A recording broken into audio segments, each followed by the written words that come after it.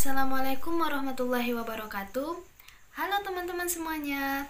Perkenalkan, nama saya Nurhaliza dengan NIM 1903842002034. Nah, di video kali ini saya akan menjelaskan mengenai perencanaan proyek perangkat pembelajaran matematika dengan dosen pengampu Ibu Dr. Nur Izzati, SPD, MSI, dengan mata kuliah Perencanaan Pembelajaran Matematika.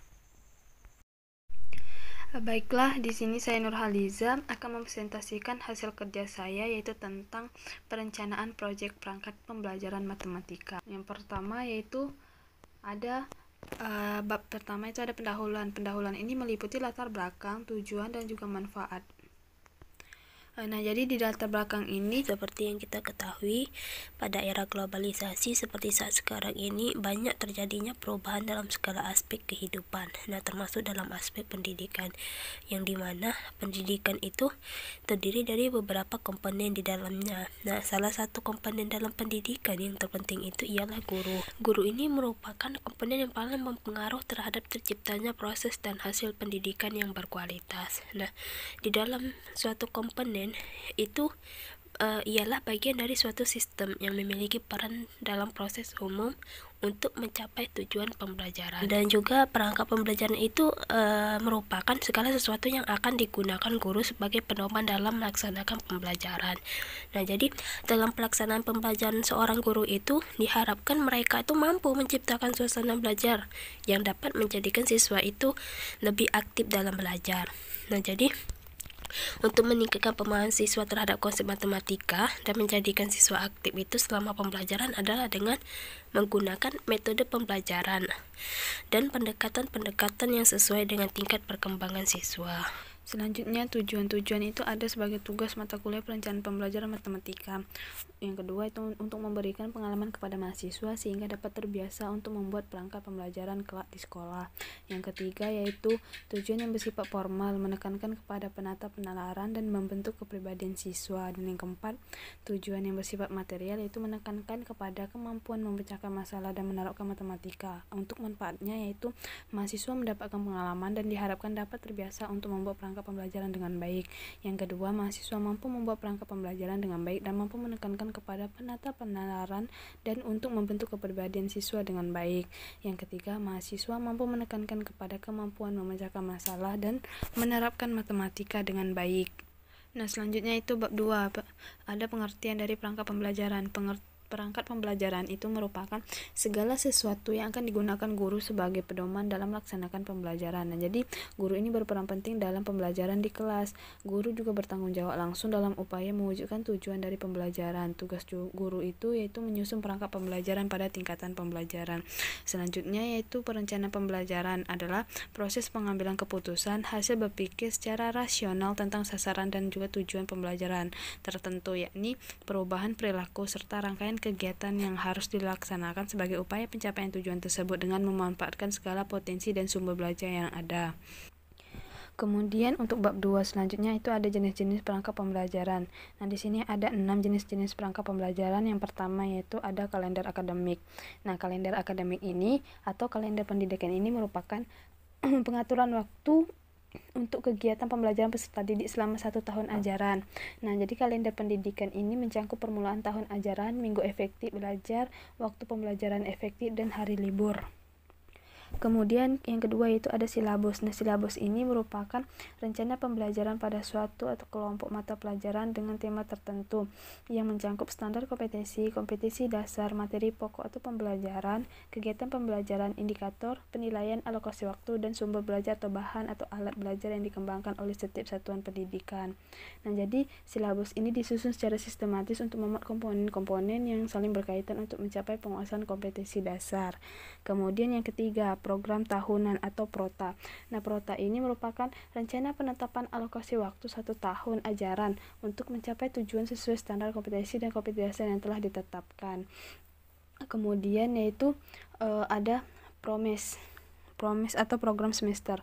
Program semester ini merupakan penjabaran dari program tahunan. Nah, PROMES ini adalah rancangan kegiatan belajar mengajar secara garis besar yang dibuat dalam jangka waktu 1 semester dengan memperhatikan program tahunan dan alokasi waktu di tiap minggu. Yang kelima ada rencana pelaksanaan pembelajaran atau RPP. Nah, RPP ini merupakan rancangan pembelajaran mata pelajaran per unit yang akan ditetapkan guru dalam pembelajaran di kelas. RPP ini merupakan perencanaan untuk memperkirakan tindakan yang akan dilakukan dalam kegiatan pembelajaran. Nah, RPP ini juga dikembangkan untuk mengkoordinasikan komponen pembelajaran, yakni kompetensi dasar, materi standar, indikator hasil belajar, dan juga penilaian. Selanjutnya yang terakhir ada bahan ajar. Bahan ajar ini merupakan bahan atau materi pelajaran yang disusun secara sistematis yang digunakan baik itu guru maupun siswa dalam proses pembelajaran. Bahan ajar ini adalah seperangkat sarana atau alat pembelajaran yang berisikan materi pembelajaran, metode, batasan-batasan, dan cara mengevaluasikan yang didesainkan secara sistematis dan juga menarik dalam rangka mencapai tujuan yang diharapkan. Kemudian ada tujuan perangkat pembelajaran. Nah, jadi tujuan adanya perangkat pembelajaran ini adalah untuk memenuhi keberhasilan seorang guru dalam pembelajaran. Perangkat pembelajaran ini dijadikan sebagai acuan, dasar atau pedoman bagi guru dalam melaksanakan pembelajaran agar mencapai tujuan yang diharapkan. Tanpa adanya perangkat pembelajaran ini akan menyebabkan pembelajaran itu menjadi tidak terarah dan tidak jelas, dan tujuannya itu juga bisa tidak teratur. Kemudian ada manfaat dan fungsi perencanaan pembelajaran. Nah, di sini manfaat perencanaan pembelajaran khususnya dalam proses pembelajaran mengajar itu adalah sebagai berikut. Nah, yang pertama itu ada sebagai petunjuk arah kegiatan dalam mencapai tujuan.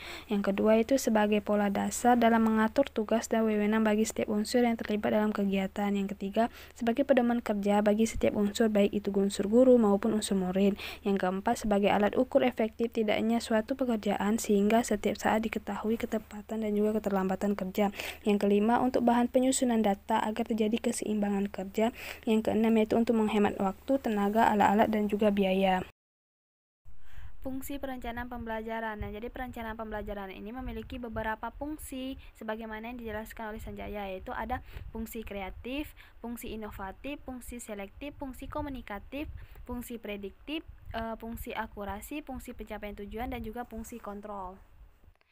Bab 2 ini ada waktu dan tempat pelaksanaan. Waktu pelaksanaan ini ada berbagai macam jenis kegiatan. Nah, jadi jenis kegiatan ini mengikuti berdasarkan waktu yang telah ditetapkan. Kemudian tempat pelaksanaannya itu tepatnya di rumah Kelurahan Pecong, Kecamatan Melaka Padang, Kota Batam.